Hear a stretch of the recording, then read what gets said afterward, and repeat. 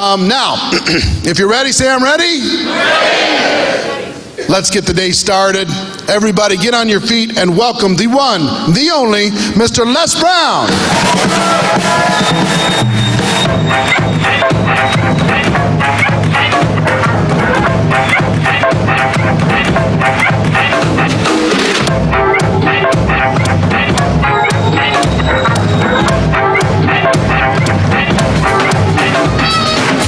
All right, let's get set. Thank you. Good morning. Let's give Eric Worre a tremendous round of applause. The guru, my good friend, business partner, incredible person, helping people to live their dreams. Did you have a good night? Did you sleep well? Has your mind been percolating? Good. Now, this is the day where the rubber hits the road. So I need your focus. I need you to look at how the things we did yesterday, how they come together today. I want you to write this down. When you're doing a meeting and you're recruiting people and creating a mindset and experience where people can look and see this as an opportunity to generate their own personal economy, what is required? Write this down. The willingness, the will to do it. Willingness, the willingness to do it. To do what's required. To follow a system, to be coachable. One of the reasons I enjoy working close with Mike Sims, he's coachable. And so your willingness to be coachable, to follow the leadership, to be consistent in things that will allow you to build your business. Here's the other thing. The first is willingness. Let's say together, willingness. Here's the other one. Opportunity focus. Write this down. Opportunity focus. It's been said that opportunity knocks on every door. I disagree. Opportunity stands by silently, waiting for you to recognize it. And so what you're doing is giving people an opportunity to create a new life for themselves, an opportunity to generate more income, an opportunity to have more time for their family, an opportunity to develop and to create a life that is centered around spending more time with your family, doing things that you love doing, contributing to causes that you believe in, generating more income. Here's the other thing, is resiliency. In order to achieve your goal, there will always be resistance. Write this down. You will fail your way to success. Let us say together, resiliency. How many of you know that in order to build a strong organization, you have to be resilient? Raise your hands, please. And so therefore, resiliency is major. That's why listening to the audio programs, going to seminars, the power of assembly, gathering with other like-minded people to sharpen your skills, to explore the possibilities. Next thing is recruit, recruit, recruit. Let us say together, recruit. Recruit. Recruit. This is a business where you are on a talent hunt. You're looking for quality people, OQP quality people. People who want more. People who've made up their mind that this is not enough, that I want to create more for myself, for my family. And so you're looking for these people who have a desire to build a business. Here's the other thing. Expand your vision. Expand your vision. Let us say together, expand your vision. That when you are working on goals and you're engaged in a process of developing yourself, when you're working on goals and dreams and you're willing to follow the system and the leadership and to be coachable, when you're opportunity driven while most people are focused on their problems, when you are resilient and you're investing the time to develop yourself so that you're living your life from the inside out rather than from the outside in, And when you're keeping and making the main thing, recruitment, recruiting quality people, that gives you a platform to stand on to expand your vision. That you'll start saying to yourself, if I can do this, then I can do this. Okay? Now, I want you to look at it and listen to me as I say this. Let us say together, willingness. To do what's required. The next is opportunity focus. Resiliency. To fail our way to success. Recruit. Expand our vision. Those are the Worry principles of success. Look at it. W-O-R-R-E.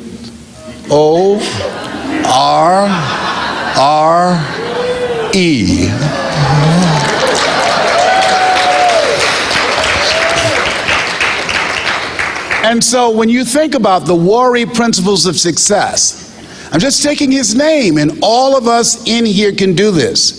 When I'm talking to someone, you know, if you, hey, hi, what is your name, please? June, I'm so glad to meet you. My name is Les Brown. I'm Mrs. Mamie Brown's baby boy. June, let me share something with you. The reason I'm speaking to you, I'm looking at your smile and your presence and your being here at this event. I know that you're a quality person. And I'm looking for people, quality people like yourself, who are willing to become a part of an organization that will help people to learn how to build their personal economy, because there's no secret to success. There's a system to success. And people who are opportunity focused. Today, I'm finding that so many people are talking about the problems of the world. And what I know is that what you focus on the longest becomes the strongest. And that's why so many people are consumed with possibility blindness. But when you're opportunity focused, and the kind of group that I'm a part of and the people that I'm looking for, then you realize that opportunity doesn't knock on every door. It stands by silently waiting for you to recognize it. And I have something that I feel that will resonate with you. But the other thing is that when you look at your goals and dreams in life, it's very important to know that you have to be resilient and you have to recruit like-minded people. Become the part of the process, because none of us do it by ourselves. One goose can fly 75% further with other geese than it could ever fly by itself. And being involved in a community of collaborative, achievement-driven relationships as you're recruiting other like-minded people, it will cost and motivate and inspire you to expand your vision of the things that you would like to achieve in life. These are the principles that we operate by. These are the principles that governs our behavior. And what I'd like to do is present you an opportunity to collaborate with us, to find out what is it you want for your life and for your family, and how we can partner to help you to make that happen. Is that something you'd be interested in? Absolutely. Thank you so very much.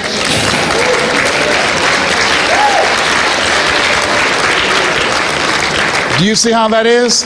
Okay. So how many of you can create something from that? Raise your hands, please. And the core, the body of it is the Worry principles of success. You can use that anywhere. Give me an industry. Give me an industry. Give me some industry to focus on. I'm going to show you how you do it. Say it again. Say it again.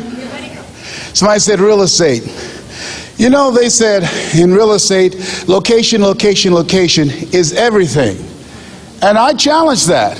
I think that the willingness, in spite of the economy, the willingness, in spite of the foreclosures, the willingness, in spite of the difficulties for getting financing and the unnecessary paperwork and government regulations that have been superimposed on the real estate industry, the willingness to not allow that to destroy your desire for it and not distract you and derail your ambition and drive is most important. The willingness to stay focused and be opportunity focused, looking for ways to win Most people will sit around and talk about how bad things are.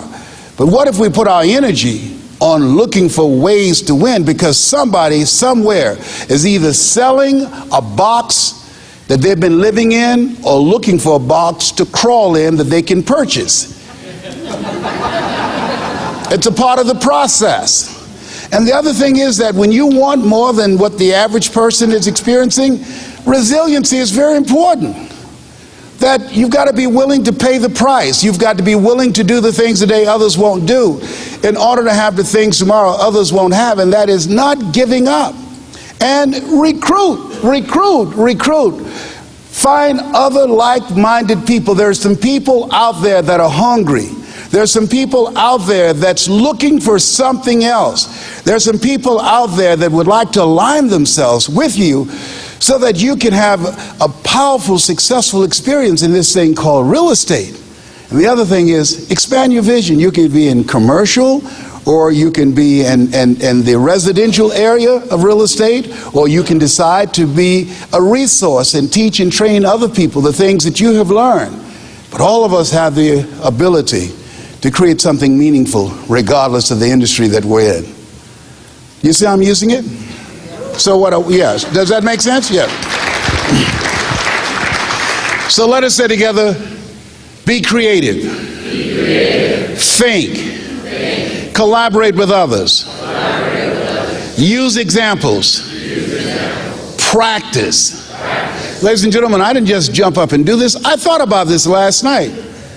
Got up this morning, was thinking about it, and I used these principles. Here it is. Number one, never make a point without a story. And never tell a story without a point. So when you think about your goals and dreams, you've got to be willing to do the things today others won't do in order to have the things tomorrow others won't have. I'm thinking about a friend of mine that all the people around him gave up and they threw in the towel on themselves. They just felt that they could make it. But this guy, there was something about him, he just kept coming back again and again. He kept increasing his skill set. He didn't spend time and energy talking about the economy. He was looking for ways that he could improve his own personal economy. And the other thing is, he was opportunity focused. People say opportunity knocks on every door. No, it stands by silently waiting for you to recognize it. And one day, someone presented him the opportunity to become involved in network marketing. And that was a life-changing moment for him. It changed his life. And the other thing is that you got to understand, when you have goals and dreams, things are going to happen. You're going to have some defeats and setbacks and disappointments. How many of you ever experienced that? All right?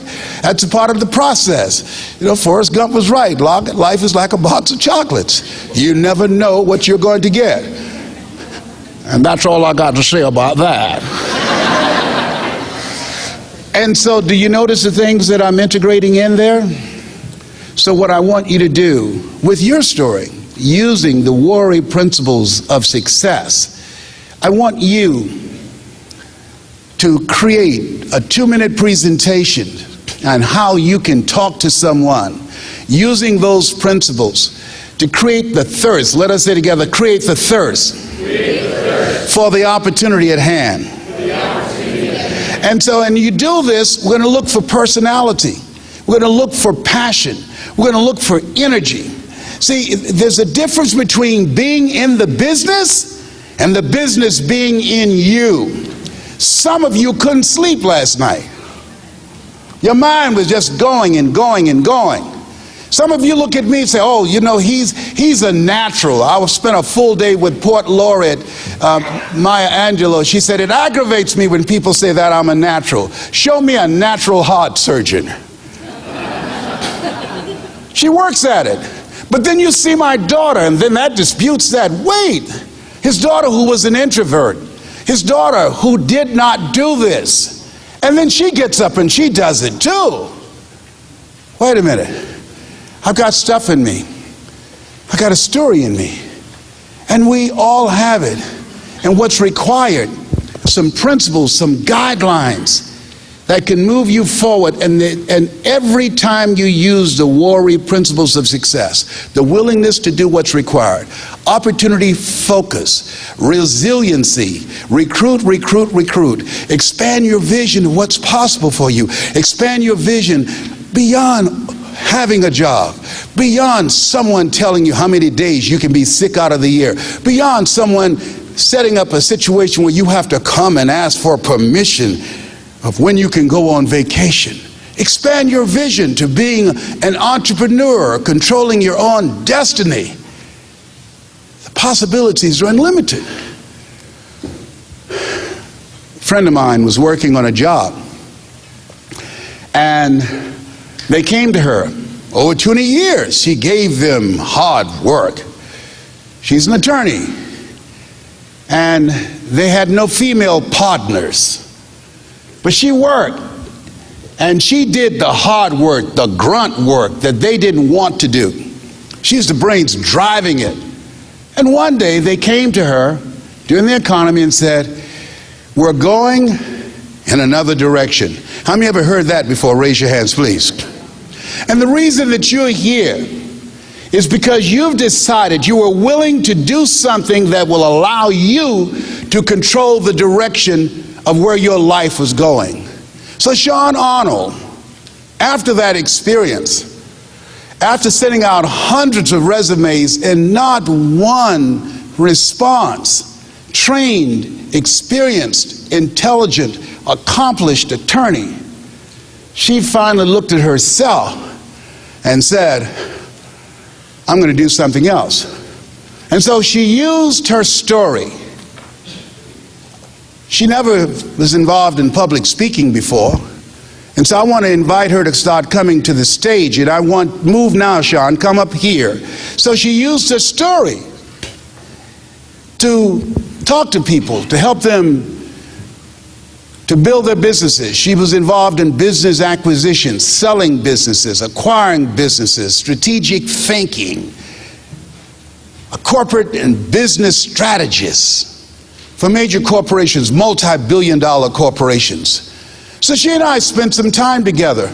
And I said, "You know what? You can do more than just look for another law firm to associate with." I said, "You have a story." And we spent time working on that story. And I want you to listen to her story. Come here in the center, please. Give Sean a round of applause. Thank you.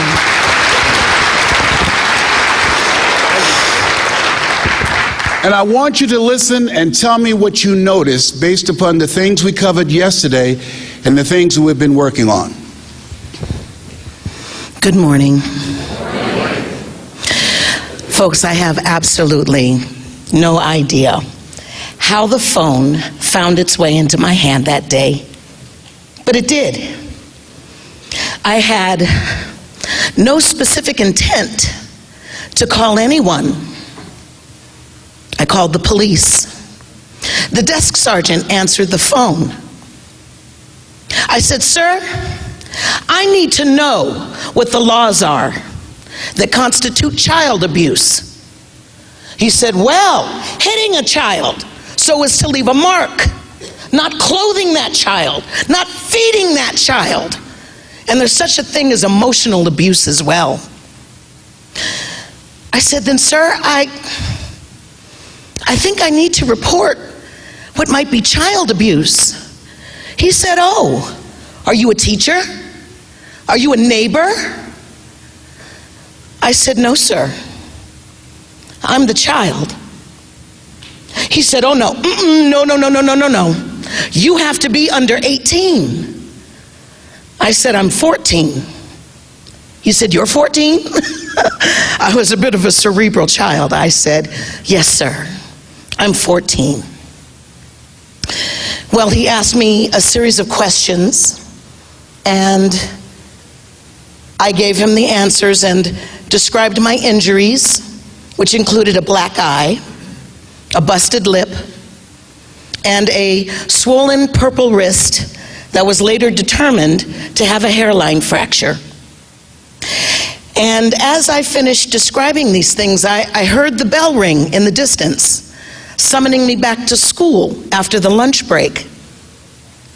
The policeman asked me for my phone number. I said, I can't give that to you. I just heard the bell ring. I have to go back to school. I can't be late. I'm going to get into trouble. He said, give me your phone number and don't you move. I complied with his order and I hung up the phone. And I sat there in the silence of our living room, just listening to myself breathe in and out. And as I think about that conversation, the one thing that resonates with me is he was in my ear when I needed him to be in my ear. See, when I heard that bell ring, my first inclination was to go back to school. My first inclination was to go back to that life and crawl back in that box and live in misery. But he was in my ear. So let me ask you, who's in your ear? Who are you listening to? See, we are social creatures. You're listening to somebody. Every world-class performer has a coach. So, are you leaning in this weekend? Are you shucking those oysters looking for those pearls of wisdom, or are you waiting for the break so that you can go to the bar and hang out? Which is fine. I mean, hey, it's Vegas. Play some slot machines. But do you want this for your life? Do you? Yes. Then take heed to who you're listening to. The police officer called me back in fewer than 2 minutes. He said, I want you to go to the Bureau of Child Welfare. They're waiting for you. I said, sir, I can't do that. I live on Roosevelt Island. I can't get off the island. I don't have any money.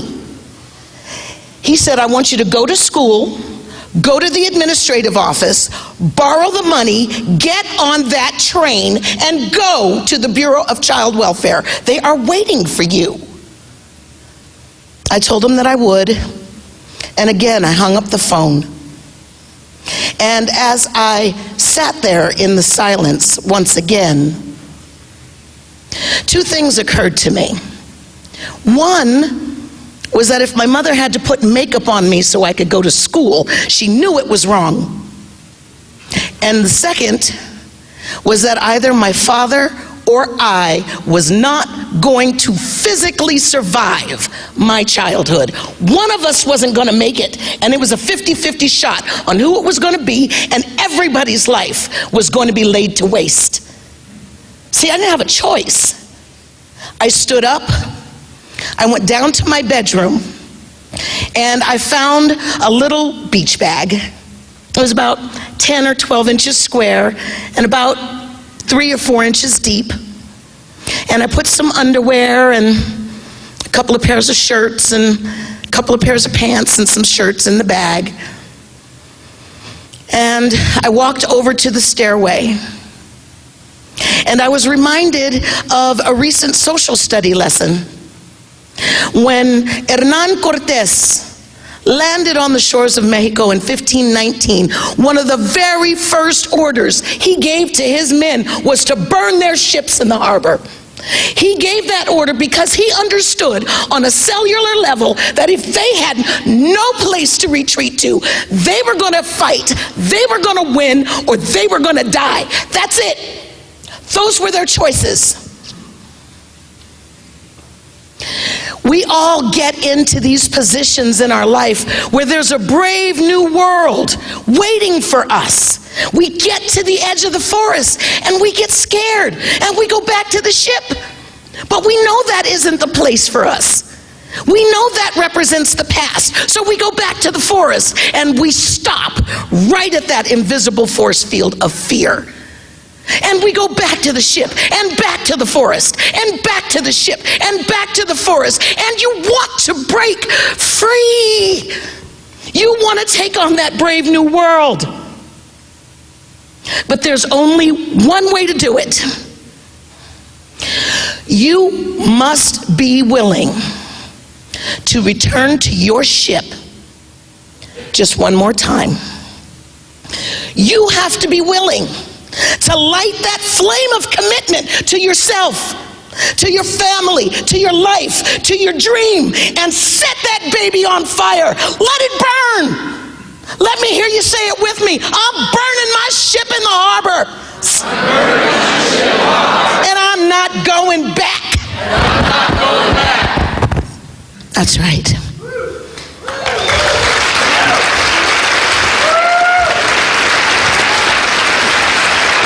So as I stood at the bottom of the stairs, my little bag in my hand, I took one more deep breath.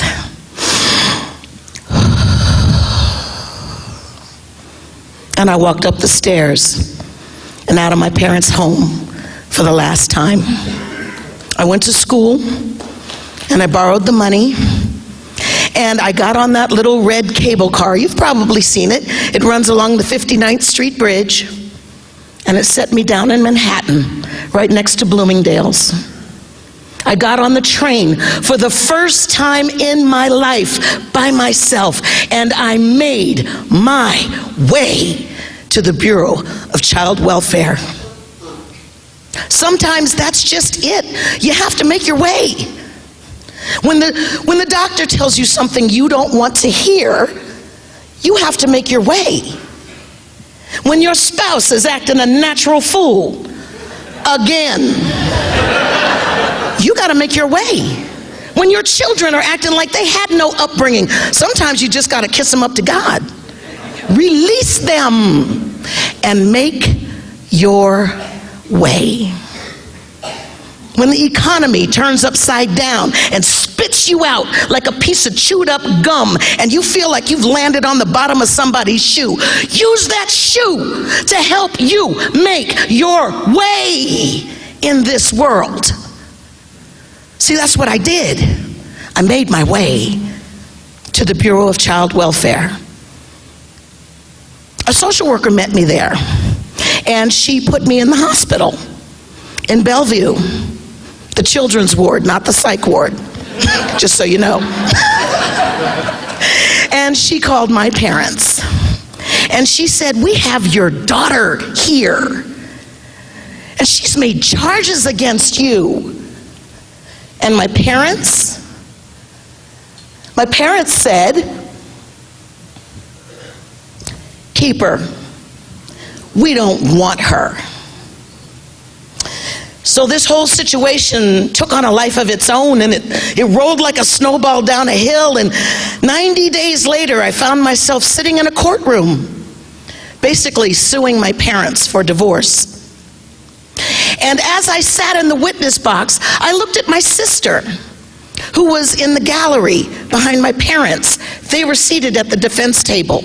My Harvard Law School educated father, he cross-examined me, represented himself. Yeah, he had a fool for a client. As I looked at my sister, she was wearing a brand new pair of eyeglasses. My sister never wore eyeglasses. I walked into the courthouse that day and I walked up to my mother and I said, "Hi, where's Kim? Is she coming?" She was sitting right next to my mother. My sister and I shared a bedroom our entire lives.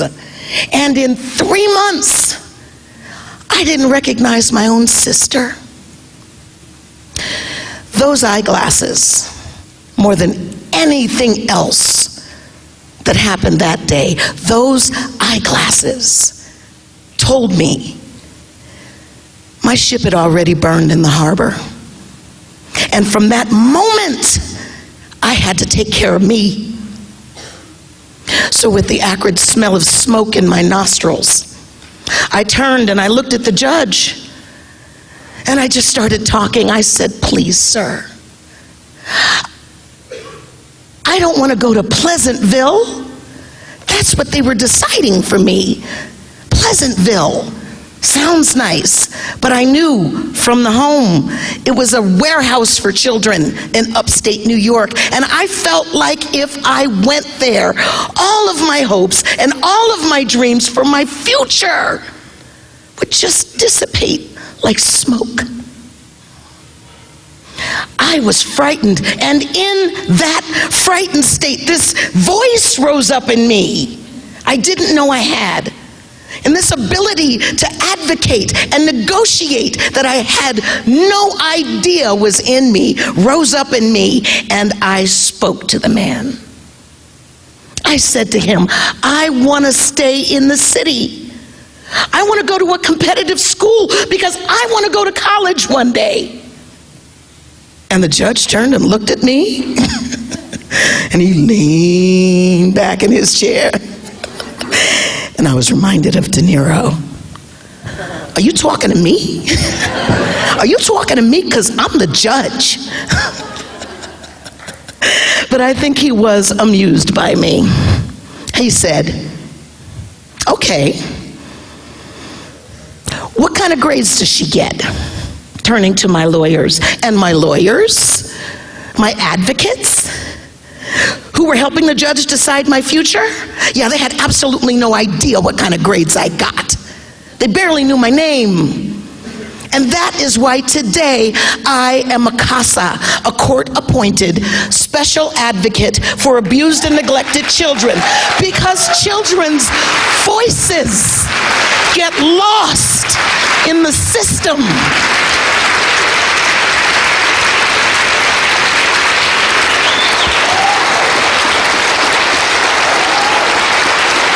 Thank you.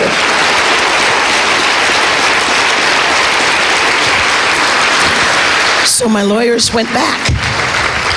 My lawyers went to the back and they checked my grades. He looked up, he sounded surprised. He said, well, she gets A's and B's, sir. A couple C's.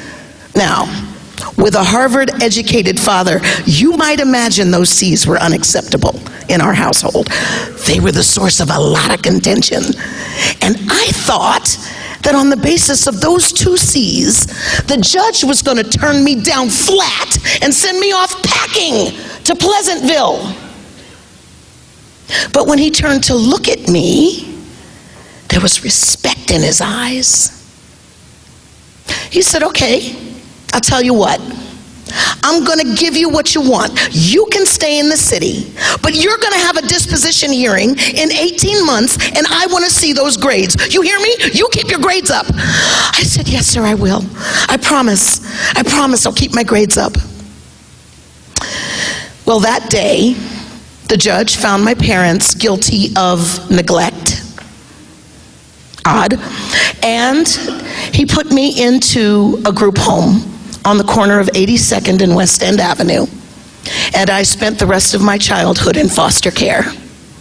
Now, the reason why I'm telling you this story this morning is because that was a moment in my life when I had a very difficult decision to make. Somebody in this room is sitting on a difficult decision. Do you go back to work? Do you follow the course that your heart is calling to you? Do you listen to the no, the stop, the don't that all your people are telling you? Or do you stay the course? It's a difficult decision. The president of Procter & Gamble once told us that a difficult decision is a difficult decision not because you don't know what to do. He said a difficult decision is a difficult decision because you do know what to do. But so often we lack the courage of conviction. A decision does not take a long time to make. It's instantaneous. And the second you make that decision, you will experience a shift in your person. You will magically become the person that you need to be in order to do what you know you must do. For you, for your life, for your family, for your dream. Make that decision. experience the shift, and then take massive action toward your goal. And in that way, you will truly enjoy the fruits of this brave new world. Thank you very much.